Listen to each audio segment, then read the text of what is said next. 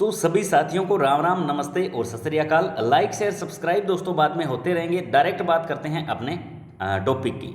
अब दोस्तों एग्ज़ाम का टाइम नज़दीक है, यानी जून में एग्ज़ाम होने की पूरी पूरी संभावना है। और इस नज़दीकी एग्ज़ाम टाइम के अंदर मान लो मोटा मोटा देखें तो एक महीना हमारे पास है, और इस एक महीने के अंदर आपको किस प्रकार के कंसेप्ट क्लियर करने चाहिए उसी के बारे में दोस्तों आज हम बात करने वाले हैं। बहुत सारे शानदार लेवल के क्वेश्चन हम लेके आए हैं, जैसे कि अब की बार एचएसएससी के द्वारा जो है वायरिंग से सिलेबस अच्छा खासा लेवल का अपडेट किया गया है, और वायरिंग से रिलेटेड ही हम आज का ये टॉपिक हमारा रहेगा। ठीक है, तो इस वीडियो को 2 बार जरूर देखना। फाइनल एग्जाम के अंदर 10 से 15 क्वेश्चन इसी वीडियो में से आपको देखने को मिल सकते हैं। ठीक है, 2 बार इस वीडियो को जरूर देखें। उसके बाद दोस्तों आपके वायरिंग के बहुत सारे कंसेप्ट अगर क्लियर नहीं हुए हैं तो राज इलेक्ट्रिकल क्लासेस डिस्क्रिप्शन में लिंक दिया हुआ है, डाउनलोड करके सारी की सारी वीडियो जरूर देख लें। 80+ वीडियो दोस्तों आपको सेलेक्टेड वहां मिल जाती है, क्योंकि हमारे बैच की खास बात यह है हम सेलेक्टेड चीजें ही आपको प्रोवाइड करवा रहे हैं। ठीक है, बैच का पहले प्राइस ज़्यादा था तो उसको कम करके अब 389 के अंदर कर दिया है। इसी 389 में दोस्तों आपको 12,000 MCQ मिल जाते हैं, जो बिल्कुल फ्री ऑफ कॉस्ट है इस बैच के साथ ही। ठीक है, इसके साथ ही आपको 100+ टेस्ट सीरीज मिल जाती है। ठीक है, 100+ टेस्ट सीरीज के अंदर कुछ टेस्ट तो दोस्तों टॉपिक वाइज है, और अभी जैसे लगभग 26 टेस्ट तो हो चुके हैं। डेली के डेली 100 क्वेश्चन का टेस्ट होता है हमारा। 100 क्वेश्चन के अंदर आपके 70 क्वेश्चन आपके टेक्निकल रहेंगे, 10 क्वेश्चन आपके कंप्यूटर के रहते हैं, और 6 से 8 क्वेश्चन आपके मैथ और रीजनिंग से रहेंगे। उसके बाद दोस्तों जो क्वेश्चन बच जाते हैं वो आ जाते हैं हरियाणा जीके, इंडिया जीके और करंट अफेयर से रिलेटेड। ठीक है, तो हर प्रकार की प्रैक्टिस आपसे करवाई जा रही है। अगर हमारे टेस्ट में आप 60+ का स्कोर लेने लग जाते हो तो नौकरी के एक टाइप से श्योरिटी हमारी तरफ से आप जो है रहेगी। ठीक है, तो आप अपनी मेहनत को बढ़ाएं, डेली का डेली टेस्ट दें। अब टाइम चला गया है, अब टाइम है प्रैक्टिस करने का, तो आप प्रैक्टिस जरूर करें।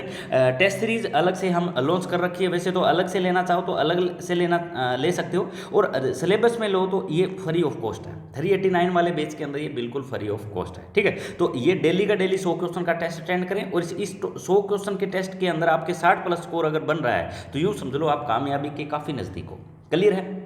हमारे एक्सपीरियंस के आधार पे, जैसे मैंने कभी एएलएम का एग्ज़ाम दिया था, कभी एसए का एग्ज़ाम दिया था, फिर इंस्ट्रक्टर का एग्ज़ाम दिया था, फिर आरआरबी टेक्नीशियन का एग्ज़ाम दिया था, और सभी एग्ज़ाम को एक अच्छे स्कोर के साथ पास किया। और उनका अनुभव के आधार पे क्या क्या सिलेबस, क्या क्या पैटर्न अब बनता है, हमें समझना है एग्जामिनर के माइंड को। एग्जामिनर के माइंड को समझ के ही हम कंसेप्ट को अच्छे से क्लियर कर सकते हैं, क्योंकि वो कैसे समझेंगे, जो ओल्ड पेपर हुए हैं उनकी सर्वे करके दोस्तों हम वीडियो बनाते हैं कि नेक्स्ट एग्जाम में किस लेवल का क्वेश्चन जो है आपको देखने को मिल सकता है। चलिए, बातें बहुत ज़्यादा हो चुकी है, डायरेक्ट बात कर लेते हैं हमने सबसे पहले क्वेश्चन की। देखिए, सबसे पहला क्वेश्चन दिया हुआ है, निम्नलिखित किस वायरिंग में टीक की लकड़ी की पट्टियों का प्रयोग किया जाता है। टीक की लकड़ी, अब देखिए दोस्तों एग्जामिनर या तो टीक की लकड़ी देगा, या देगा दोस्तों चंदन की लकड़ी, या देगा दोस्तों सोगान की लकड़ी।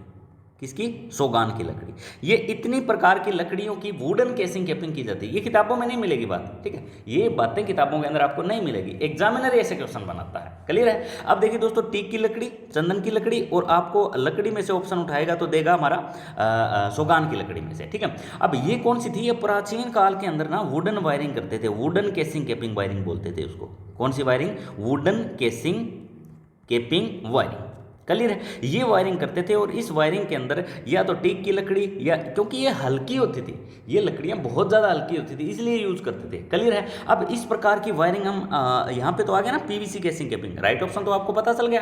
पीवीसी केसिंग कैपिंग वायरिंग के अंदर जो है टीक की लकड़ी का इस्तेमाल जो है करते थे, जो पतली पतली पट्टियाँ होती थी ऐसे। ठीक है, इनके अंदर नालियाँ बनाई जाती थी 2। ठीक है, एक में न्यूट्रल, एक में फेस। क्लियर है? अब इस प्रकार की वायरिंग की खास बात यह होती थी कि इसके अंदर आग लगने का खतरा बहुत रहता था। कोई भी लकड़ी की वायरिंग होगी, उसके अंदर मान लो शॉर्ट सर्किट हो गया कहीं भी, तो आग लगने का खतरा तो नॉर्मल बना रहेगा।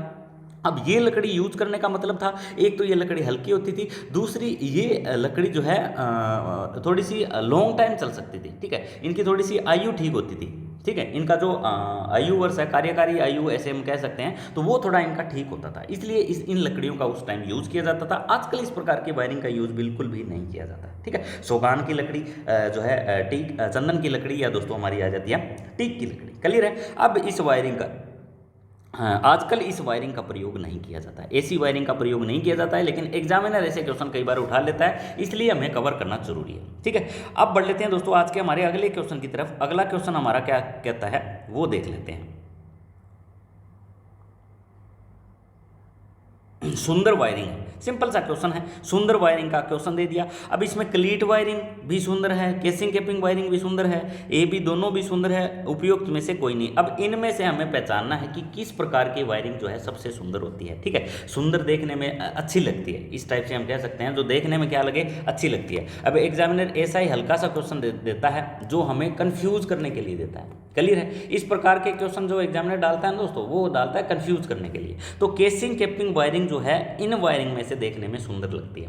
अब यहाँ पे कंड्यूट वायरिंग दे देते, PVC conduit wiring, concealed wiring दे देते, जो अंडरग्राउंड वायरिंग होती है, देखने में तो सबसे ज़्यादा सुंदर वो लगती है। लेकिन इसमें वो ऑप्शन ही नहीं दिया ना, इसमें ऑप्शन नहीं दिया तो आप क्या करोगे? तो सबसे सुंदर इनमें से वायरिंग जो होती है वो होती है हमारी केसिंग कैपिंग वायरिंग।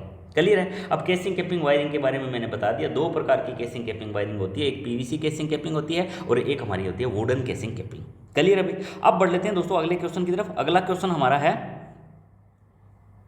निम्नलिखित में से किस वायरिंग की दक्षता अधिक होती है? यानी दोस्तों ऐसी वायरिंग बतानी है जिसकी एफिशिएंसी अधिक हो। अब ऐसी वायरिंग की बात करें तो भी इसमें ऑप्शन हमारा यही रहेगा, क्योंकि क्लीट वायरिंग की एफिशिएंसी बहुत कम होती है और कोई वायरिंग दी हुई नहीं है, तो आप केसिंग कैपिंग वायरिंग ही यहाँ पे लगा दोगे। ठीक है। अब देखिए दोस्तों, वायरिंग जो होती है ना वो दो प्रकार से की जाती है, आपको पता होगा। एक तो होता है ट्री सिस्टम, एक को क्या बोलते हैं? ट्री सिस्टम, और एक को बोलते हैं दोस्तों डिस्ट्रीब्यूशन सिस्टम। क्या बोलते हैं? Distribution system. ये दो प्रकार से वायरिंग के कनेक्शन दोस्तों किए जाते हैं। क्लियर है। अब देखिए दोस्तों, इसके अंदर जो बातें आएगी ना वो उल्टा हो जाएगी। 1 2 3 और 4 बातें मान लो हम मेन ले लेते हैं, तो वो इसके अंदर क्या हो जाएगी? उल्टी हो जाएगी। आपको ये ध्यान में रखनी है। ठीक है। जैसे सबसे पहले मैं इसके अंदर लिखूं कि यह इस प्रकार की विधि के अंदर अधिक जोड़ बनते हैं, मैंने यहाँ पे लिखा अधिक जोड़, तो उल्टा आप क्या लिख दोगे? सिस्टम, ट्री सिस्टम क्या होता है? एक ट्री है, एक ही न्यूट्रल फेज आ रही है, उसी से हमने सारे जगह न्यूट्रल फेज पहुंचा रखा है। ठीक है, वहीं से जोड़ मार मार के।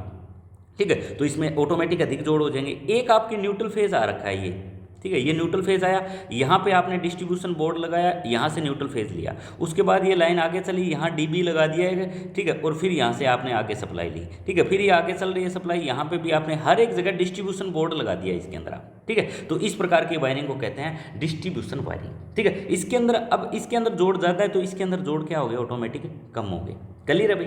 अब इसके बाद क्या आता है? इसमें तार की आवश्यकता कम होती है, इसके अंदर कम तार से भी काम चल जाएगा आपका, लेकिन इसके अंदर तार की आवश्यकता क्या होगी? ज़्यादा होगी, ज़्यादा तार का यूज़ हमें करना पड़ेगा। ठीक है। अब अगला क्वेश्चन देखिए, इसकी प्रारंभिक वैल्यू जो है, मूल्य जो है वो कम होगा। ठीक है, ठीक है, थोड़े पैसों में कर सकते हैं आप, लेकिन इसका मूल्य क्या होगा? अधिक होगा, क्योंकि हमने अलग अलग जगह डिस्ट्रीब्यूशन बोर्ड लगा दिया ना, तो इसका मूल्य क्या हो जाएगा? अधिक हो जाएगा। ठीक है। इसमें फ्यूज बिखरे हुए होते हैं, फ्यूज लगाएंगे, अब फ्यूज यहाँ भी लगा देंगे, यहाँ भी लगा देंगे, यहाँ भी लगा देंगे, बिखरे हुए फ्यूज होते हैं, लेकिन इसके अंदर बिखरे हुए नहीं होते हैं, एक सिस्टमेटिक ढंग से होते हैं। जैसे डीबी में हमने फ्यूज लगाया तो डीबी में ही लगेगा सब जगह। ठीक है, तो वहाँ पे इस प्रकार का कनेक्शन बन जाता है। उसके बाद इसमें समान वोल्टेज, 5 नंबर का पॉइंट लेना, इसके अंदर समान वोल्टेज नहीं होती, समान वोल्टेज नहीं होती, क्योंकि पहले वोल्टेज ड्रॉप इसके अंदर होंगे, फिर इससे आगे जाएंगे तो इसके अंदर भी हो जाएंगे। एक ही तार चल रहा है, एक ही तार से आप कनेक्शन ले रहे हो, तो वोल्टेज ड्रॉप तारों के अंदर ज़्यादा बढ़ते जाएंगे। इसके अंदर अलग अलग है, डीबी लगे हुए हैं, तो इसके अंदर वोल्टेज ड्रॉप क्या होंगे? इसके अंदर ज़्यादा होंगे, इसके अंदर समान वोल्टेज नहीं मिलेंगे। लास्ट वाला पॉइंट होगा उसको कम वोल्टेज मिलेंगे, लेकिन इसको लास्ट तक, अंतिम सिरे तक वोल्टेज क्या मिलेंगे? समान मिलेंगे। इसके अंदर वोल्टेज क्या मिलेंगे? समान, और इसके अंदर वोल्टेज होंगे असमान। क्लियर है। इस प्रकार से दो प्रकार की वायरिंग से रिलेटेड क्वेश्चन आपसे पूछा जाता है। सर्किट जो है इसके अंदर आप आसानी से आगे और बढ़ा सकते हो इस वायरिंग को, लेकिन इसको बढ़ा पाना मुश्किल है। क्लियर है। ये देखने में अच्छी लगती है, ठीक है, ये देखने में अच्छी लगती है, लेकिन ये तारों का जंजाल है, ये देखने में अच्छी नहीं लगती है। क्लियर है। अब आपको इस प्रकार से क्वेश्चन पढ़ने हैं कि एक क्वेश्चन आपने कवर किया, उसके साथ आसपास जुड़े हुए जितने भी क्वेश्चन कवर कर लिए, एग्जामिनर कहीं से क्वेश्चन पूछ लिया आपसे, गलत होगा ही नहीं। ठीक है, तो आपको ऐसे पढ़ना है। क्लियर है। अब हमारी देखिए वायरिंग जो होती है ना, वो कई प्रकार की वायरिंग होती है, आपने देखा होगा। जैसे मैं सबसे पहले लिख दूं क्या, यहाँ पे मैंने लिख दिया मान लो क्लीट वायरिंग। कौन सी वायरिंग लिख दी मैंने? Cleat wiring. ठीक है। सेकंड नंबर पे मैंने लिख दी मान लो wooden casing capping wiring, wooden casing capping wiring. Clear है। थर्ड नंबर पे मैंने लिख दी बेटन वायरिंग। ठीक है, बेटन के अंदर आप टीआरएस वायरिंग ले लो, टीआरएस के बाद आप सीटीएस वायरिंग ले लो। वायरिंग को मैंने डब्ल्यू लिख दिया, ठीक है, टाइम बचाने के लिए। उसके बाद देखिए दोस्तों lead sheathed wiring, lead sheathed wiring. Clear है भाई। अब ये एक और आ जाती है 5 नंबर पे वाली, कंड्यूट वायरिंग। कंड्यूट वायरिंग, लो जी, ये वायरिंग बनती है। इस वायरिंग से अलावा कोई क्वेश्चन बनता ही नहीं है एग्जाम में। अब क्लीट वायरिंग क्या होती है? छोटी छोटी क्लीट होती है। क्लीट चीनी मिट्टी की बनी होती है। किसकी बनी होती है? चीनी मिट्टी की बनी होती है। और चीनी मिट्टी की क्लीट यूज करते हैं। और इसके दो क्लीटों के बीच की दूरी कितनी होती है? तो आप कह दोगे दो क्लीटों के बीच की दूरी होती है 60 सेंटीमीटर। बस क्लीट में से इतना ही क्वेश्चन पूछेगा, ठीक है। और ये वायरिंग होती है ना क्लीट वायरिंग, सबसे सस्ती वायरिंग है, बिल्कुल ही सस्ती है। इसमें तार सामने दिखाई दे रहे हैं, क्लीट लगा रखी है आपने, तारों को दीवारों पर चिपकाने के लिए आपने क्लीट लगा रखी है बस, और ये सामने आपको दिखाई देंगे। क्लीट वायरिंग किस प्रकार की वायरिंग है? आप कह दोगे अस्थायी वायरिंग है। कौन सी वायरिंग है? तो आप कह दोगे ये अस्थायी प्रकार की वायरिंग है, ठीक है। बस ये क्वेश्चन पूछा जाएगा क्लीट वायरिंग में से, ठीक है। क्लीट वायरिंग के अंदर जो है जो यूज की जाती है क्लीट, वो चीनी मिट्टी की बनी होती है, सबसे पहला क्वेश्चन। सेकंड क्वेश्चन, ये अस्थायी वायरिंग है, दो क्लीटों के बीच की दूरी 60 सेंटीमीटर होती है, ये बिल्कुल सस्ती होती है। सबसे सस्ती वायरिंग कौन सी है? तो आप कह दोगे क्लीट वायरिंग सबसे सस्ती होती है। वुडन केसिंग कैपिंग वायरिंग, ये मैंने अभी अभी आपको बता दी है सारी की सारी वुडन केसिंग कैपिंग वायरिंग के बारे में। टीआरएस, हमारी सीटीएस, टीआरएस का फुल फॉर्म होता है टफ रबड़ शीथड, इसका होता है केप टायर्ड शीथड।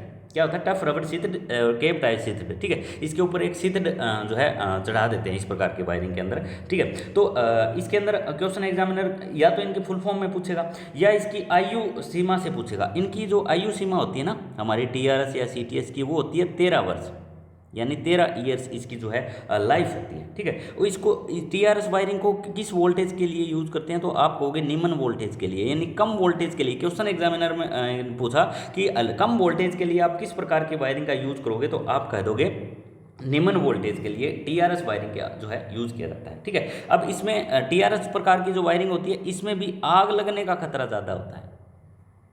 कौन सी प्रकार की? टीआरएस वायरिंग में आप कह दोगे इसके अंदर आग लगने का खतरा भी ज़्यादा होता है, ठीक है भाई। तो इसके अंदर चपटी बेटन होती है, वो यूज करते हैं, बस यही इसमें से क्वेश्चन बनते हैं। क्लियर भाई। अब आती है हमारी लेड शीथड वायरिंग। अब लेड शीथड वायरिंग में इसे क्या पूछेगा? अब लेड शीथड किसकी बनाई जाती है? तो एक पीवीसी के ऊपर एक लेड कवर्ड कर दिया जाता है, पीवीसी के ऊपर एक लेड की ओर धातु चढ़ा देते हैं, तो वो यूज कर लेते हैं। इस वायरिंग को कितने वोल्टेज तक यूज करते हैं? तो आप कहोगे 250 वोल्टेज तक इसका यूज किया जा सकता है, जो हमारी लेड शीथड वायरिंग होती है। उसके बाद आ जाती है कंड्यूट वायरिंग। कंड्यूट वायरिंग कहाँ यूज करेंगे? तो आप कह दोगे कंड्यूट वायरिंग प्रकार के आधार पर करेंगे। एक तो हमारी आयरन प्रकार की होती है कंड्यूट, ठीक है। एक हमारी फ्लेक्सिबल कंड्यूट होती है, फ्लेक्सिबल आयरन कंड्यूट। एक हमारी होती है पीवीसी कंड्यूट, एक होती है हमारी पीवीसी फ्लेक्सिबल कंड्यूट, ठीक है। अब इन आधार पर इनका अलग अलग यूज हम कर सकते हैं। अब एक कंड्यूट के पाइप का व्यास कितना होना चाहिए? हाल ही के एग्जाम में, चंडीगढ़ वाले एग्जाम में शायद ये क्वेश्चन पूछा गया था, तो आप कह दोगे 16 से 65 mm का व्यास होता है एक कंड्यूट पाइप वायरिंग के अंदर, पाइप का व्यास, ठीक है। अब फैक्ट्रियों के अंदर किस प्रकार की कंड्यूट यूज करेंगे? तो आप कहोगे गैल्वेनाइज्ड आयरन, ठीक है। गैल्वेनाइज्ड आयरन जो पाइप है वो हम यूज करेंगे उद्योगों के अंदर, जस्तीकृत कठोर वाहक नाली उसको बोलते हैं, ठीक है। तो इस प्रकार से क्वेश्चन आपके एग्जाम में पूछे जा सकते हैं, आपको इनमें से कोई भी क्वेश्चन गलत नहीं करना है। क्लियर है। तो अब बढ़ लेते हैं दोस्तों अगले क्वेश्चन की तरफ, क्योंकि वीडियो दोस्तों हमारा वीडियो दिक्कत यही होती है कि हमारा वीडियो थोड़ा सा लंबा हो जाता है, ठीक है। और लंबा होगा तभी दोस्तों क्वेश्चन हम अच्छे से कर पाएंगे। चलिए अब अगले क्वेश्चन की तरफ हम देखेंगे। अगला क्वेश्चन दोस्तों है हमारा वायरिंग से संबंधित, निम्न में से कौन सी वायरिंग सबसे सस्ती है? तो मैंने अभी अभी बताया था, जो क्लीट वायरिंग होती है ना वो सबसे सस्ती होती है। 60 सेंटीमीटर इनकी क्लीटों की आपस के बीच की दूरी होती है, और जो क्लीट जो होती है वो चीनी मिट्टी की बनी होती है। बस क्वेश्चन यहीं से पूछेगा एग्जामिनर, ठीक है। तो ये क्वेश्चन चीनी मिट्टी की क्लीट बनी होती है, और इसमें किसी भी तरीके से तारों को मोड़ माड़ देकर बनाया जा सकता है, और तारों को दीवार पर टिकाने के लिए हम क्लीटों का यूज करते हैं। क्लियर है। अस्थायी वायरिंग के अंतर्गत ही आती है। किस वायरिंग के अंतर्गत? अस्थायी वायरिंग के अंदर। बस यहाँ से क्वेश्चन पूछेगा एग्जामिनर, क्लीट वायरिंग में से पूछेगा तो, ठीक है। चलिए अगला क्वेश्चन हम देखते हैं। अगला क्वेश्चन है निम्नलिखित में से कौन सी अधिक समय तक चलती है? अब वायरिंग में से क्वेश्चन पूछा गया है, यहाँ पूछा गया है कि कौन सी वायरिंग अधिक समय तक चलती है। तो इसमें राइट ऑप्शन की बात करो तो आप इनमें से ही पहचानोगे, तो आप कहोगे केसिंग कैपिंग वायरिंग अधिक समय तक चलती है, ठीक है। ये पूरी तरह ढकी होती है, ऐसे हम कह सकते हैं, क्योंकि इसमें पूरी तरह ढकी होती है, क्योंकि इसमें हमें तार दिखाई नहीं देते ना। पूरी तरह अंडरग्राउंड वायरिंग कौन सी होती है, तो आप कह दोगे कंसील्ड कंड्यूट वायरिंग जो होती है वो पूरी तरह अंडरग्राउंड होती है, उसमें हमें कुछ भी दिखाई नहीं देता, जो आजकल घरों के अंदर सबसे ज़्यादा करते हैं। क्वेश्चन पूछ लिया गया घरों के अंदर सबसे ज़्यादा प्रचलित कौन सी वायरिंग है, तो आप कह दोगे कंसील्ड कंड्यूट वायरिंग सबसे ज़्यादा घरों के अंदर प्रचलित है। ठीक है, तो ये वायरिंग जो होती है ना वो पूरी तरह जो है ढकी होती है, देखने में काफ़ी सुंदर लगती है, ऐसे हम कह सकते हैं। जब पीवीसी हमारा सॉरी कंसील्ड कंड्यूट वायरिंग का ऑप्शन नहीं दिया हो तो इसका ऑप्शन आ जाएगा कि काफ़ी देखने में काफ़ी अच्छी लगती है, ऐसे कह सकते हो आप। ठीक है, जब ये वायरिंग दी हुई है, ठीक है, इसके कुछ हिस्से दीवार के अंदर फिक्स कर देते हैं, उसके ऊपर हम कैपिंग लगा के, इस प्रकार की वायरिंग के अंदर ज़्यादा कुशल कारीगर की भी हमें ज़रूरत नहीं पड़ती है। क्लियर अभी। अब बढ़ लेते हैं दोस्तों अगले क्वेश्चन की तरफ। अगला क्वेश्चन है हमारा, किसी भी वायरिंग के प्रकार को सोचने के लिए निम्नलिखित में से किन बातों को ध्यान में रखना चाहिए। आपको वायरिंग करनी है, अब वायरिंग करने से पहले आपको किन किन बातों का ध्यान में रखना चाहिए, ये क्वेश्चन इसमें पूछा गया है। सबसे पहला ये ऑप्शन दिया हुआ है कि एसेसिबिलिटी, ठीक है, ये भी ध्यान में रखेंगे। दिखावट, ये भी ध्यान में रखेंगे। मूल्य, ये भी ध्यान में रखने हैं। ठीक है, एसेसिबिलिटी का दोस्तों मतलब है कि उपयुक्त स्थान पर इस प्रकार की वायरिंग हम करेंगे, स्थान निश्चित करेंगे। ठीक है, उसके बाद दिखावट, वायरिंग अब देखने में भी तो अच्छी लगनी चाहिए ना। ठीक है, ये भी जरूरी है। मूल्य, तो ये भी जरूरी है, क्योंकि मूल्य को भी ध्यान में रख के ही वायरिंग करेंगे। ठीक है, वायरिंग दिखने में सुंदर है तो वो भी हम दिखावट के तौर पे ध्यान में रखेंगे। तो राइट ऑप्शन इसका रहेगा डी। ये सभी चीज़ें हम ध्यान में रखेंगे अगर एक हमें वायरिंग करनी है तो। क्लियर है। अब इसी प्रकार से अगला क्वेश्चन हमारा बन जाता है। देखिए इसमें क्या ऑप्शन दिया गया है, किसी भी वायरिंग को के प्रकार को जानने के लिए किन किन बातों पर ध्यान देना चाहिए। तो टिकाऊपन, ये एक टाइप से हम लाइफ कह सकते हैं, तो उसकी लाइफ क्या होनी चाहिए, अच्छी होनी चाहिए। ठीक है, वायरिंग टिकाऊ होनी चाहिए, मतलब जल्दी से उखड़ आकर ना जाए, इस प्रकार से कह सकते हैं। उसके बाद सुरक्षा, यानी सुरक्षा की दृष्टि से भी देखेंगे कि उसका उपयोग है तो कितनी सुरक्षित है, किस प्रकार की हम वायरिंग कर रहे हैं और उस पर उपयोग है तो जो है कौन सी वायरिंग ज़्यादा सुरक्षित है। उसके बाद मूल्य की बात करें तो वो मूल्य भी हम देखेंगे कि इसका मूल्य क्या है। तो इसका राइट ऑप्शन भी क्या आ जाएगा, डी आ जाएगा। इसमें भी हम सभी चीज़ों को नोट करके चलेंगे। ठीक है, एग्जामिनर इसी प्रकार के क्वेश्चन आपको एग्जाम में देगा और कंफ्यूज आपको 1% भी इसमें नहीं होना है। चलिए अगले क्वेश्चन की तरफ बढ़ते हैं। पीवीसी विद्युत रोधी गैर आच्छादित एकल कोर केबल विशेषतः सबसे अधिक उपयोग की जाती है। अब बात आ गई दोस्तों केबल की, यानी केबल ऐसी जो सबसे ज़्यादा यूज करते हैं। ठीक है, पीवीसी विद्युत गैर आच्छादित केबल, ठीक है, नॉन शीथड सिंगल कोर केबल हम इसको एक टाइप से कह सकते हैं। जो है इसका क्वेश्चन बनता है पूरा हमारा, कोर केबल विशेषतः सबसे अधिक किसमें उपयोग की जाती है। तो सबसे अधिक उपयोग करेंगे हम घरेलू। ठीक है, क्वेश्चन यह पूछा गया है सबसे अधिक यूज करेंगे घरेलू और उद्योगों के अंदर। इस प्रकार की पीवीसी केबल का यूज सबसे ज़्यादा कहाँ करेंगे, तो आप कहोगे घरेलू और औद्योगिक वायरिंग के अंदर, डोमेस्टिक एंड इंडस्ट्रियल वायरिंग के अंदर सबसे ज़्यादा इसका हम यूज करेंगे। ठीक है, अब इसके अंदर क्या होगा, राइट ऑप्शन तो ये होगा। इसके अंदर क्या होगा, या तो जो अंदर वायर यूज करेंगे वो तांबे के होंगे या होंगे दोस्तों एल्यूमिनियम के। किसके होंगे, एल्यूमिनियम के, या तांबे के तार यूज करेंगे या यूज करेंगे एल्यूमिनियम के तार। अब उन पे क्या करेंगे, पीवीसी की परत चढ़ा देंगे। क्या चढ़ा देंगे, पीवीसी की परत चढ़ाकर केबल तैयार की जाती है। क्लियर है। अब पीवीसी के ऊपर जो है किसका फर्क नहीं पड़ता। पीवीसी के क्वेश्चन पूछ लेगा एग्जाम के अंदर, पीवीसी बनाई क्यों गई या पीवीसी के ऊपर क्या फर्क नहीं पड़ता, तो आप कहोगे पीवीसी के ऊपर नंबर 1 तो नमी का फर्क नहीं पड़ता, नंबर 1 नमी का, नंबर 2 इसका जल का कोई फर्क नहीं पड़ता इस पर, किसका, जल का, नंबर 3 इस पे अम्ल का, किसका, अम्ल का, एसिड का भी कोई फर्क इस पर, वातावरण के परिवर्तनों से अप्रभावित रहने वाली ये पीवीसी वायरिंग होती है, पीवीसी केबल होती है। ठीक है, और सुरक्षा आवरण की इस पर किसी भी प्रकार की आवश्यकता नहीं होती है। ठीक है, तो इसमें ये 3 चीज़ें तो आपको पीवीसी के ध्यान रखनी है। जब एकल कोर केबल की आच्छादित एकल कोर केबल, जिसको गैर शीथड यानी नॉन शीथड केबल बोलते हैं, जिसको पूरा बोलेंगे नॉन शीथड सिंगल कोर केबल, क्या बोलेंगे, नॉन हमारी शीथड सिंगल कोर केबल। ठीक है, ये काफ़ी बार एग्जाम में क्वेश्चन देखा गया है, इसलिए मैंने इस प्रकार का क्वेश्चन डाला है। तो इसका यूज करेंगे ना तो जोखिमपूर्ण स्थान के अंदर करेंगे, ना शुष्क स्थान और भूमिगत प्रणाली के अंदर करेंगे, ना गीले स्थान के अंदर करेंगे। इसका यूज करेंगे घरेलू और औद्योगिक वायरिंग के अंदर। ठीक है, लेकिन ये चीजें तीनों की तीनों आप ध्यान में रखोगे कि इस प्रकार की वायरिंग के अंदर नमी, जल, अमल, इनका ज्यादातर इफेक्ट जो है पीवीसी के अंदर नहीं पड़ता है। क्लियर अभी, तो यहां से भी क्वेश्चन उठाया जा सकता है जो आपका 1% भी गलत नहीं होना चाहिए। चलिए अब बढ़ते हैं अगले क्वेश्चन की तरफ। एल्यूमिनियम केबल को ताम्र को क्या बोलते हैं, कॉपर। तांबर को क्या बोलेंगे हम? कॉपर बोलेंगे। एल्यूमिनियम केबल को कॉपर बार से जोड़ने के लिए इस्तेमाल की जाने वाली लग्स के प्रकार को पहचानें।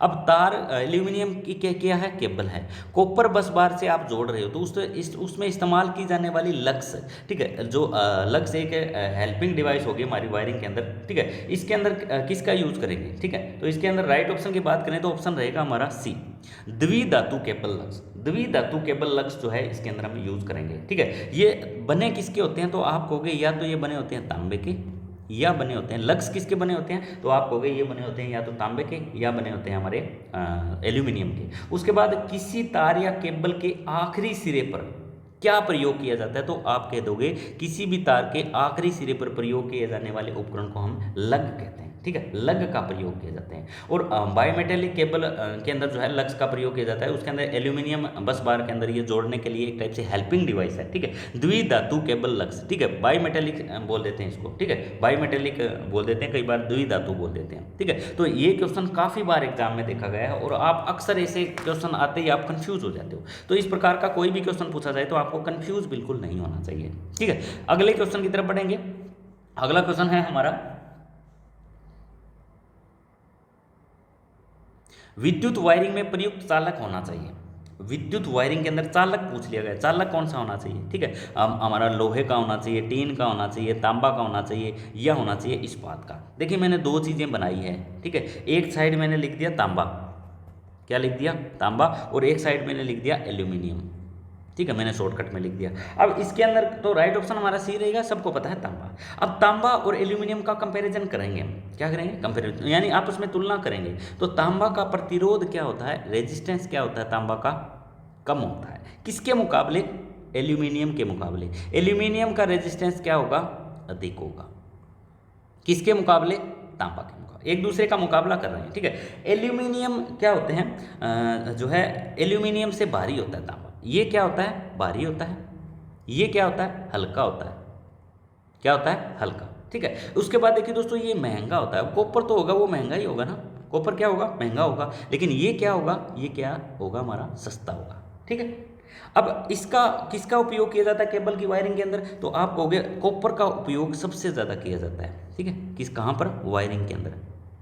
और एल्यूमिनियम की बात की जाए तो आप कहोगे अस्थायी प्रकार की वायरिंग के अंदर सबसे ज़्यादा एल्यूमिनियम का यूज़ किया जाता है, क्योंकि अस्थायी वायरिंग है, आपके केबल भी खराब हो जाएंगे अगर बार बार केबल को आप खोलोगे और जड़ोगे, टुकड़े होते रहेंगे तार के, तो वहाँ पे अस्थायी वायरिंग के अंदर आप एल्यूमिनियम का तार यूज कर सकते हो। ये हमारे तांबे का। तो विद्युत वायरिंग में प्रयुक्त चालक होना चाहिए, तो आप कह दोगे तांबे का चालक हम यूज करेंगे, ठीक है। तांबे का चालक जो वो है वो एल्यूमिनियम के मुकाबले आप 1.00 mm² का यूज कर सकते हो। इसका यूज करोगे तो 1.5 mm² का यूज करोगे, ठीक है। लाइट के अंदर पावर की बात करें तो इसके अंदर आपका 1.5 mm² का तार जो है तांबा का चल जाता है, लेकिन इसका या तो 2.0 mm² का यूज करोगे या 2.5 mm² का यूज करोगे। इसके एल्यूमिनियम के पावर की बात करें तो। क्लियर है भाई? ये हल्के फुल्के क्वेश्चन है, एग्जामिनर कई बार कंफ्यूज करने के लिए देता है। क्लियर है भाई? तो इस प्रकार का क्वेश्चन भी आपसे पूछा जाएगा एग्जाम में, आपको बिल्कुल भी गलत नहीं करना है।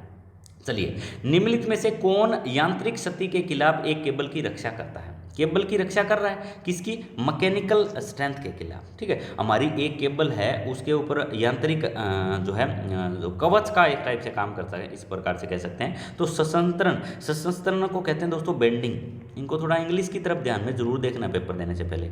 आदरण को दोस्तों कहते हैं सीथ। क्या कहते हैं? सीथ। कोर तो कोर ही होता है जिसको चालक कह देते हैं, ठीक है भाई। उसके बाद दोस्तों ये हमारा आता है कवच। कवच को दोस्तों कहते हैं आर्मरिंग। क्या कहते हैं? आर्मरिंग, ठीक है। तो ये एक दूसरे के ऊपर परत दर परत चढ़े होते हैं, ठीक है। जैसे मैं शीशा आवरण की बात करूं, लेड शीथड की बात करूं, तो वो केबल के अंदर नमी, शीथड का काम होता है केबल के अंदर नमी जाने से बचाना, ठीक है भाई।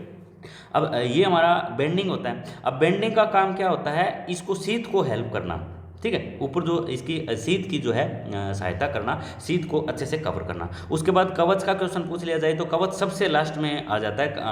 आर्मरिंग के बाद एक और आता है, वो होता है सर्विंग।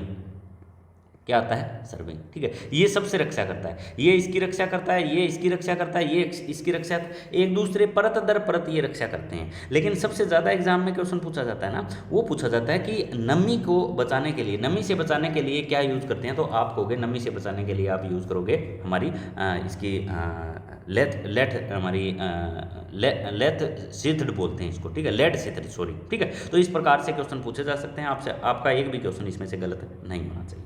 क्लियर है? अब बढ़ लेते हैं दोस्तों अगले, आज के हमारे अगले क्वेश्चन की तरफ।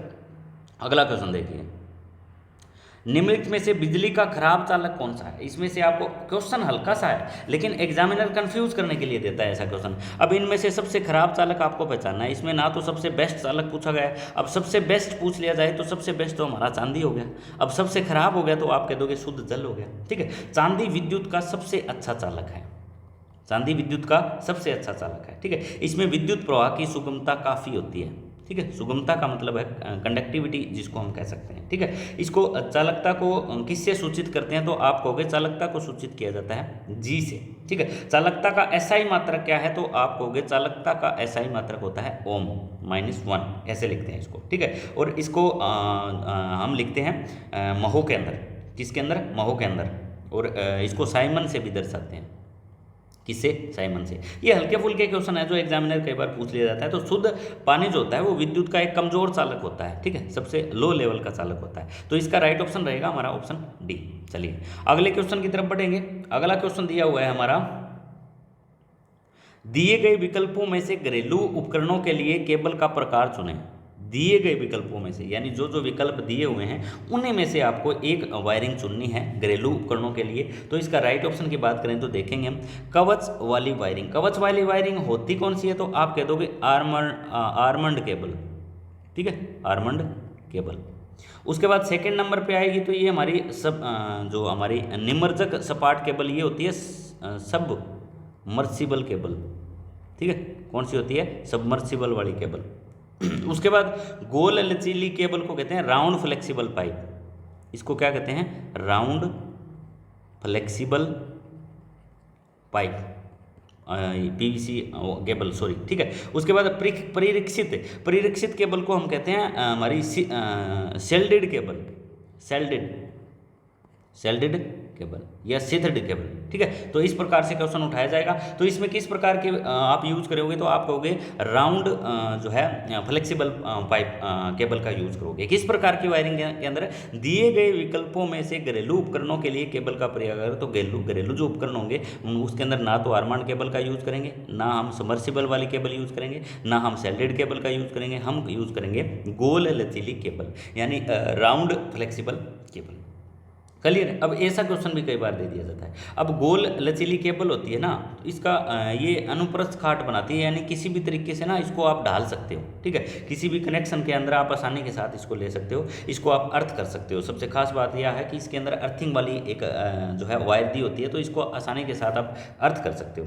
ठीक है, इसके जो है दो के बीच एक भूसंपर्कन कोर, अंदर ही कोर दी होती है, तो इसकी खास बात यही होती है, इसलिए एग्जामिनर ये क्वेश्चन देता है। ठीक है भाई, तो अगले क्वेश्चन की तरफ बढ़ेंगे। अगला क्वेश्चन है हमारा,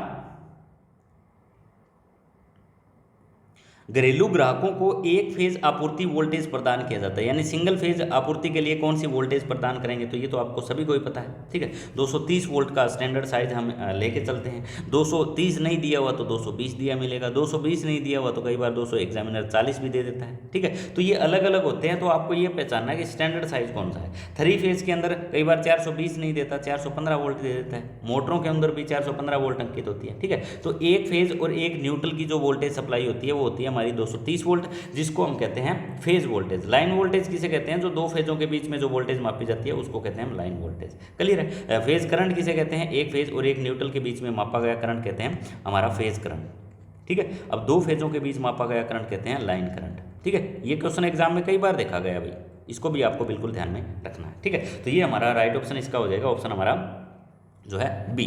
अब बढ़ लेते हैं अगले क्वेश्चन की तरफ। निम्नलिखित में से कौन सा विद्युत से लगने वाली आग का कारण नहीं है? ठीक है। अब कारण इसमें से पहचानना है कि जो विद्युत से यानी इलेक्ट्रिकल से लगी आग का कारण नहीं है। ढीला कनेक्शन दोस्तों विद्युत से लगी आग का क्या हो सकता है, कारण हो सकता है, बिल्कुल। इलेक्ट्रिकल शॉर्ट सर्किट भी विद्युत से लगी आग का कारण हो सकता है। खुले दरवाजे नहीं, खुले दरवाजे का कोई रोल नहीं होता।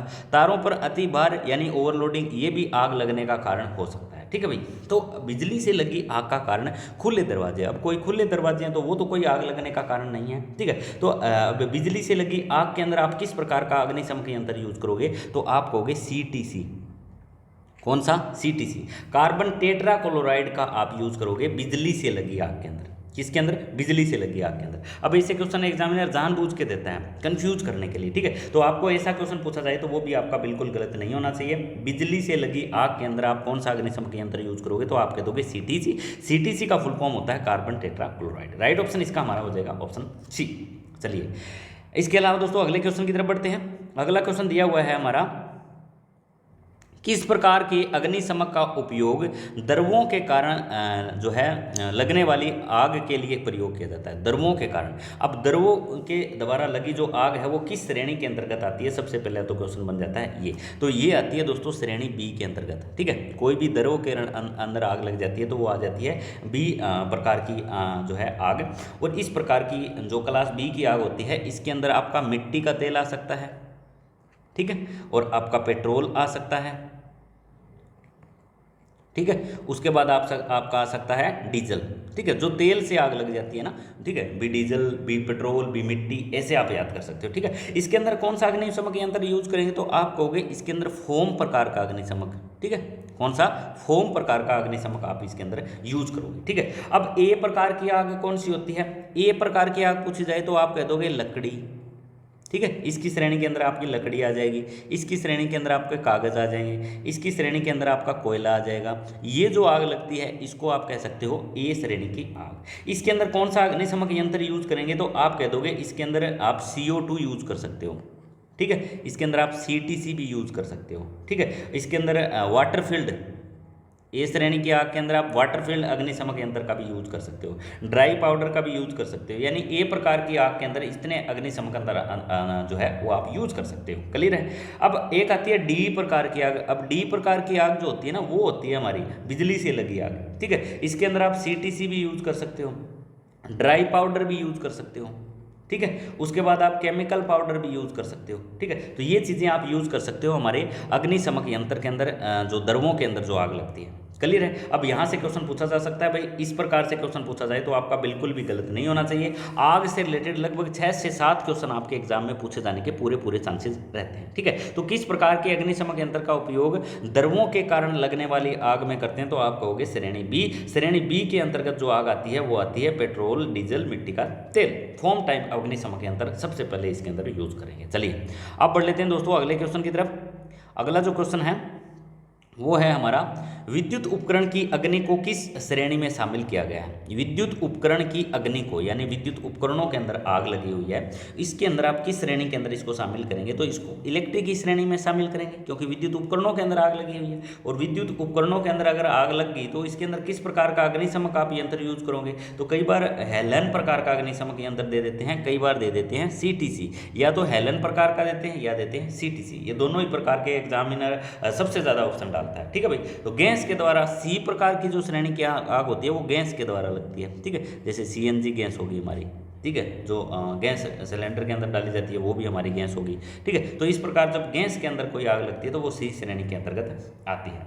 क्लियर है भाई। अब बढ़ लेते हैं अगले क्वेश्चन की तरफ। छोटे छोटे क्वेश्चन हैं लेकिन बहुत ज़्यादा इंपॉर्टेंट है। एग्जामिनर इसी लैंग्वेज के अंदर आपसे एग्जाम के अंदर क्वेश्चन पुट करेगा। वर्ग बी की आग को नियंत्रित करने के लिए किस अग्निशमक यंत्र का आप यूज़ करोगे। अब ये आ गया यहाँ पे वर्ग बी की आग, तो वर्ग बी के अंदर आप CO2 का यूज़ कर सकते हो। लकड़ी के टुकड़े, ऐसा कोई फायर एक्सटिंग्विशर नहीं आता। कार्बन टेट्रा क्लोराइड इसके अंदर कम यूज करेंगे, लेकिन सबसे पहले यूज करेंगे CO2।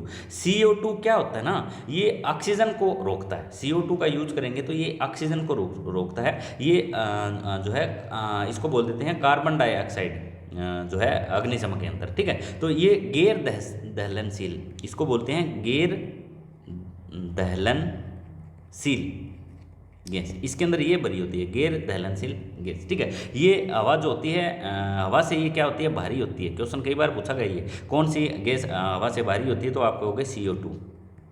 क्लियर है भाई। तो इस प्रकार से क्वेश्चन आपसे पूछे जा सकते हैं एग्जाम के अंदर। ये सारे क्वेश्चन आ गए, अग्नि से रिलेटेड जितने भी क्वेश्चन बनते थे वो सारे आपके इसके अंतर्गत आ चुके हैं। अब बढ़ते हैं अगले क्वेश्चन की तरफ। अगला क्वेश्चन हमारा दिया हुआ है, वायु के संपर्क में आने पर आग पकड़ लेता है। कोई भी ऐसी चीज़ जो वायु के संपर्क में आने पर क्या पकड़ ली, उसने आग पकड़ ली, तो इसको किससे डिफाइन करोगे, तो आप कहोगे सोडियम। सोडियम जो होता है ना दोस्तों, ये जैसे ही वायु के संपर्क में आता है ये आग पकड़ लेता है, ठीक है। ये कार्बनिक क्रियाओं के अंदर उपयोगी होता है, ठीक है। ऐसा क्वेश्चन भी पूछा जा चुका है, ये कार्बनिक क्रियाओं में उपयोगी होता है। क्लियर है। उसके बाद सेकंड नंबर की इसमें बात करें तो ये एक रासायनिक तत्व है। क्या है ये, रासायनिक तत्व, सोडियम जो है, ठीक है। तो ऐसे हल्के फुल्के क्वेश्चन दे दिए जाते हैं कई बार एग्जाम के अंदर। वायु के संपर्क में आने पर कौन आग पकड़ लेता है, तो आप कहोगे सोडियम जो है वो वायु के संपर्क में जैसे ही आया तो वो क्या पकड़ लेता है, आग पकड़ लेता है। अगले क्वेश्चन की तरफ बढ़ेंगे। अगला क्वेश्चन है हमारा, सुरक्षा उद्देश्य के लिए विद्युत वायरिंग में प्रयुक्त MCB का पूर्ण रूप क्या है, तो ये तो सभी को ही पता है, ठीक है। मिनिएचर सर्किट ब्रेकर इसको बोलते हैं। अब कोई भी मिनिएचर सर्किट ब्रेकर होता है वो कितने तरीके से काम करता है, तो एक तो ये स्विच की तरह भी कार्य करता है। क्या करता है, स्विच की तरह। सेकंड, मोटर के अंदर कोई फॉल्ट हो गया, मान लो कोई घरेलू उपकरण कोई चल रहा है और उसके अंदर कोई फॉल्ट हो जाता है, ओवरलोड हो गया मान लो, ठीक है। ओवरलोड पे भी ये काम कर सकता है और ये शॉर्ट सर्किट पे भी काम कर सकता है, ठीक है। तो ये स्विच की भांति भी, ज़्यादातर इसका स्विच की भांति पर भी इसका यूज किया जाता है, ठीक है। तो यहाँ से क्वेश्चन पूछा जाएगा मिनिएचर सर्किट ब्रेकर के बारे में कितने प्रकार की श्रेणी की MCB यहाँ जो है यूज की जाती है, वो मैंने वीडियो के अंदर अच्छे से एक्सप्लेनेशन के थ्रू करवा भी रखा है। अगला क्वेश्चन हम बढ़ेंगे। अगला क्वेश्चन दिया हुआ है, अग्निशमक सिलेंडर में भरी होती है, जो अग्निशमक फायर एक्सटिंग्विशर होते हैं उसके अंदर किस प्रकार की गैस भरी होती है, तो इसके अंदर हम भरते हैं कार्बन डाइऑक्साइड। क्या भरते हैं, कार्बन डाइऑक्साइड। अब CO2 बोल देते हैं ना उसको, ठीक है। अब क्लास C के गैस के अंदर जो आती है ना वो CO2 का ज़्यादातर इस्तेमाल किया जाता है। क्लास श्रेणियों के अंदर हमने 4 प्रकार की आग को बांटा था, A, B और C और D। क्लियर अभी। अगले क्वेश्चन की तरफ बढ़ेंगे। अगला क्वेश्चन है हमारा, निम्नलिखित में से किससे अच्छे विद्युत संपर्क को सुनिश्चित करने के लिए अच्छी पकड़ होनी चाहिए, अर्थ क्लैंप होने चाहिए, शकल कैपस होना चाहिए, या दोस्तों हेड सिल्थ होनी चाहिए, या फेस सिल्थ होनी चाहिए, तो इसके अंदर राइट ऑप्शन जो रहेगा वो हमारा ए रहेगा, अर्थ क्लैंप। तो अर्थ क्लैंप होते क्या है, ऐसा पूछ लिया जाए तो अर्थ क्लैंप क्या होते हैं, ऐसे उपकरण जो अर्थ केबल की तार को वेल्डिंग टेबल से जोड़ने का कार्य करते हैं, ठीक है। अर्थ केबल को वेल्डिंग टेबल से जोड़ने का कार्य जो करते हैं उनको कहते हैं अर्थ क्लैंप। चलिए अगले क्वेश्चन की तरफ बढ़ेंगे। अगला क्वेश्चन है हमारा, निम्नलिखित में से किससे बचने के लिए क्लैंप्स व टी बोल्ट से वर्क को क्लैंप किया जाता है, किसे जोड़ने के लिए, ठीक है। निम्नलिखित में से किससे जोड़ने के लिए नहीं, यहाँ लिखा हुआ बचने के लिए, हम गलत पढ़ रहे हैं। बचने के लिए क्लैंप्स व टी बोल्ट्स से वर्क को क्लैंप किया जाता है, तो दुर्घटना से बचने के लिए करते हैं, ठीक है। दुर्घटना से बचने के लिए जो है क्लैंप्स व टी बोल्ट से वर्क को क्लैंप किया जाता है, किससे बचने के लिए, तो आप कह दोगे दुर्घटना से बचने के लिए ये कार्य किया जाता है। इसमें एक टी हेड बोल्ट होता है ऐसा, ठीक है, वो सबसे ज़्यादा यूज किया जाता है, वो हमें दुर्घटना से बचाता है, ठीक है। अगले क्वेश्चन की तरफ बढ़ेंगे। अगला क्वेश्चन है हमारा, विद्युत कार के जूते बने होते हैं, ये भी हल्का सा क्वेश्चन है। जो विद्युत कार्य के जो जूते बने होते हैं वो किसके बने होते हैं, तो वो बने होते हैं रबड़ के, ठीक है। बेसिक क्वेश्चन है लेकिन कई बार एग्जाम में पूछा गया। विद्युत कार्य के दौरान रबड़ के जूते पहनने से बिजली के झटके लगने की हमें संभावना कम हो जाती है, क्योंकि जमीन से संपर्क हमारा टूट जाता है, जिससे हमें जो है झटके से एक टाइप से सेफ्टी मिलती है। क्लियर है। तो इसका राइट ऑप्शन हमारा क्या रहेगा, ऑप्शन ए। अगला क्वेश्चन दिया गया है, निम्नलिखित में से कौन से सुरक्षा उपकरण PPE की श्रेणी में आते हैं, ऐसे उपकरण जो PPE की श्रेणी में आते हैं, तो आप राइट ऑप्शन इसमें लगाओगे। चश्मा भी PPE की श्रेणी में आता है, दस्ताने भी, सुरक्षा पेटी भी, तो राइट ऑप्शन इसका हमारा हो जाएगा ऑप्शन डी, ठीक है। सभी जो है सुरक्षा पेटी, दस्ताने, चश्मा, ठीक है, जैकेट भी आती है, जैकेट भी किसकी श्रेणी में आती है, तो आप कहोगे पीपीई की श्रेणी में आती है। जो सेफ्टी जूता होता है वो भी किसकी श्रेणी में आता है, तो आप कहोगे पीपीई की श्रेणी में आता है। हेलमेट जो होता है वो किसकी श्रेणी में आता है, तो आप कहोगे पीपीई की श्रेणी में आता है। ठीक है, दुर्घटना की संभावना को कम करने के लिए सभी कर्मचारियों के लिए पीपीई का किट का होना बहुत ज़्यादा अनिवार्य है। ठीक है, इसमें कोई भी वर्कशॉप है तो उसके लिए ये यूज़ की जाती है। अब पीपीई का फुल फॉर्म क्या होता है, तो आप कहोगे पर्सनल प्रोटेक्टिव इक्विपमेंट। ठीक है, क्या बोलेंगे, पी का पर्सनल, ठीक है, पी का पर्सनल, पी का प्रोटेक्टिव और ई का इक्विपमेंट, जितने भी इक्विपमेंट हम यूज़ कर रहे हैं। ठीक है, तो राइट ऑप्शन इसका रहेगा हमारा ऑप्शन डी। इसके अलावा जैकेट भी, सेफ्टी जूता भी, हेलमेट भी, ये भी हमारी पीपीई की श्रेणी के अंतर्गत आते हैं। ठीक है, चलिए अगले क्वेश्चन की तरफ बढ़ेंगे। अगला क्वेश्चन है हमारा, लाल रंग का बॉर्डर तथा लाल रंग की क्रॉस पट्टी किस प्रकार की सुरक्षा में बनाई जाती है। ठीक है, अब यहाँ पे एक सुरक्षा संकेत दिया गया है जो आपको पहचानना है। यहाँ पे दिया गया है कि हमारे लाल रंग का बॉर्डर जो है वो किसका है, लाल रंग का। उसके बाद बताया गया है लाल रंग की क्रॉस पट्टी, ये भी क्रॉस पट्टी जो किसकी है, लाल रंग की है।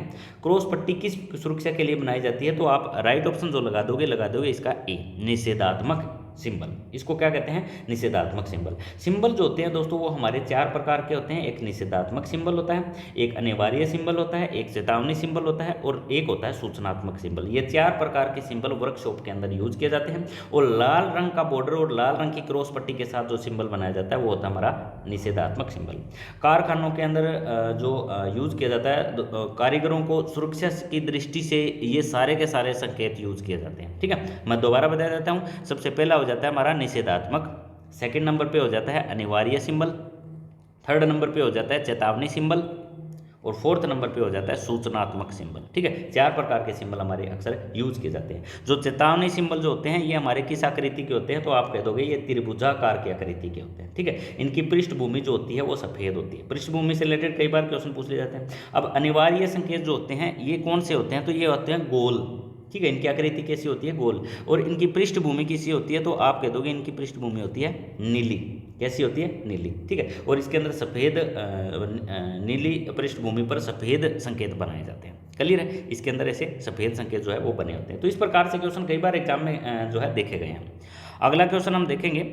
अगला क्वेश्चन हमारा है, सूचनात्मक सुरक्षा संकेत का धरातल किस आकार का होता है। सूचनात्मक की बात कर ली गई है, तो सूचनात्मक की बात करें तो हमारा राइट ऑप्शन रहेगा डी, वर्गाकार होते हैं। कैसे होते हैं, वर्गाकार, इन्फॉर्मेटिव सिंबल इनको बोलते हैं। ठीक है, तो यहाँ से भी क्वेश्चन कई बार एग्जाम में पूछा गया है। जैसे हमारे फर्स्ट एड के कुछ सिंबल होते हैं, ठीक है, एग्जिट गेट के कुछ सिंबल होते हैं, फर्स्ट एड सेंटर के कुछ सिंबल होते हैं। तो वहाँ पर हम सूचनात्मक यानी वहाँ पर सूचनाएँ दी जाती हैं। ठीक है, तो ऐसा क्वेश्चन पूछा जा सकता है कि सूचनात्मक जो सुरक्षा संकेत होते हैं उनका धरातल किस आकार का होता है, तो आप कहोगे उनका धरातल जो होता है वो होता है हमारा वर्गाकार। इनकी पृष्ठभूमि कैसी होती है, तो इनकी पृष्ठभूमि होती है हरी।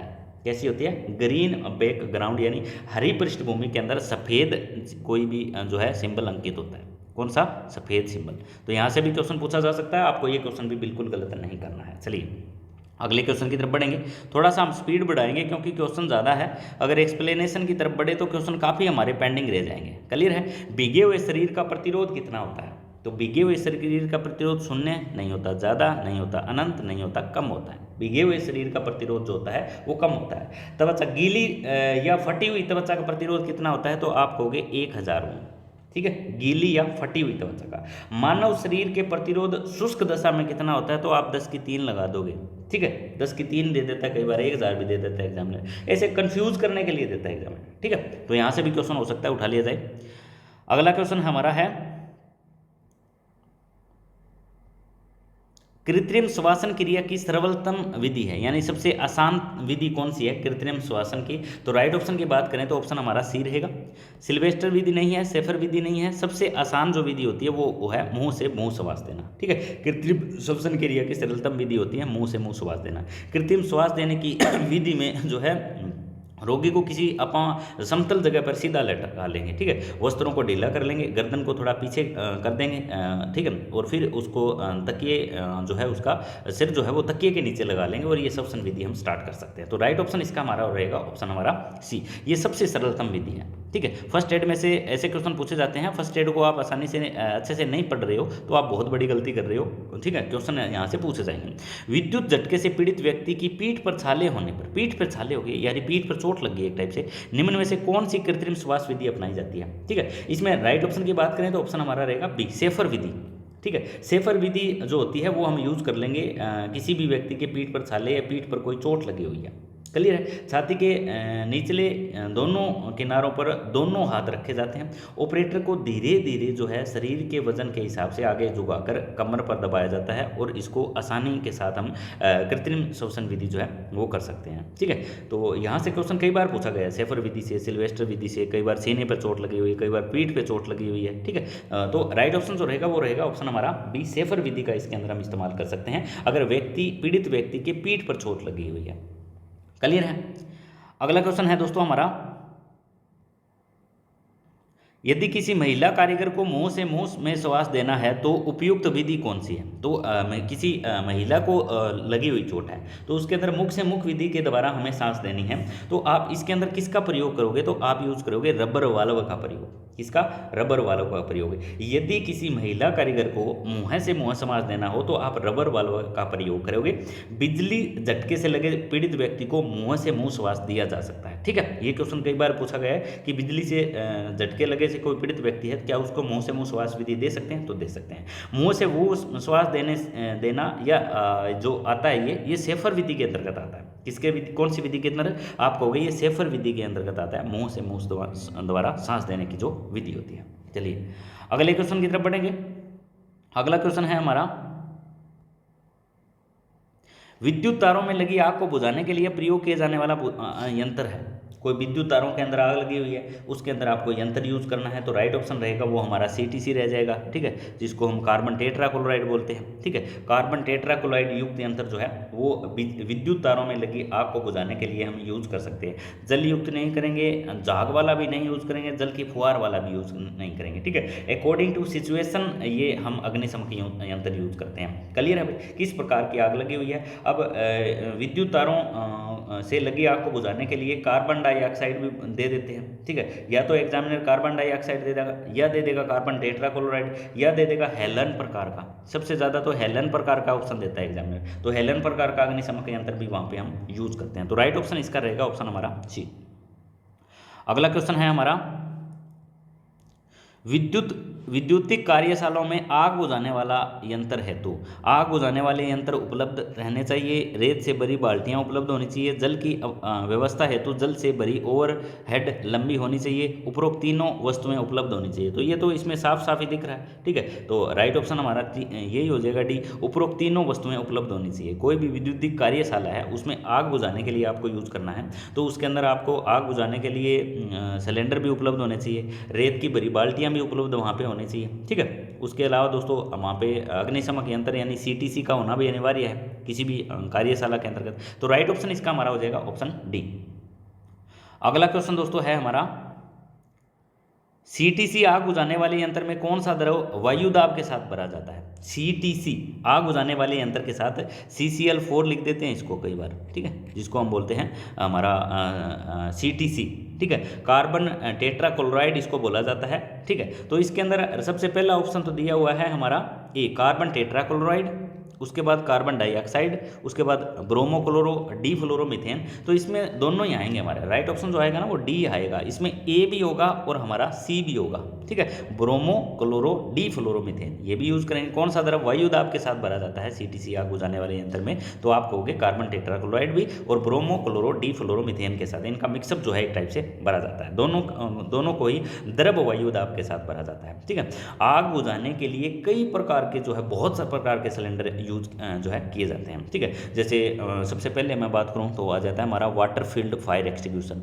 सेकंड की बात करूँ तो फोम टाइप आ जाता है हमारा। ठीक है, फोम टाइप आ जाता है। उसके बाद थर्ड नंबर की बात की जाए तो सोडा टाइप आ जाता है, सोडा टाइप फायर एक्सटिंग्विशर।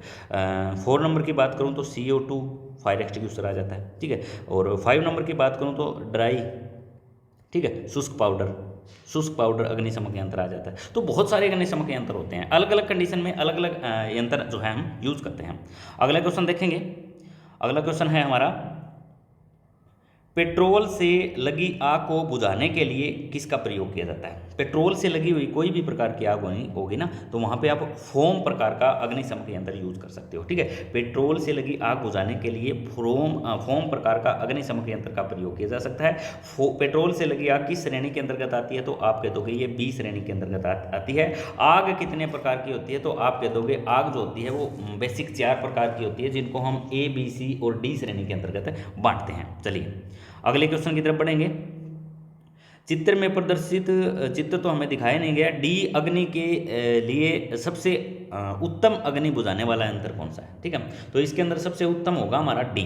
ठीक है, कौन सा होगा? डी, जिसको बोलते हैं हम गैस कारतूस हेलोन आग प्रकार का। ठीक है, डी श्रेणी के लिए, डी श्रेणी के लिए आपको बुझाने वाला अग्नि यंत्र यूज करेंगे तो आप कहोगे हेलन जो है गैस कारतूस या हेलोन हमारा आग बुझाने वाला यंत्र। ठीक है, ये डी श्रेणी के अंतर्गत आते हैं। अब डी श्रेणी वाला क्यों पूछता है? क्योंकि मान लो कहीं शॉर्ट सर्किट हो गया, तो शॉर्ट सर्किट की वजह से वहाँ से आग लगने का खतरा बढ़ जाएगा, तो वहाँ पे हम इस प्रकार का हेलन प्रकार का अग्निशमक यंत्र यूज कर लेंगे। तो राइट ऑप्शन हमारा हो जाएगा ऑप्शन डी।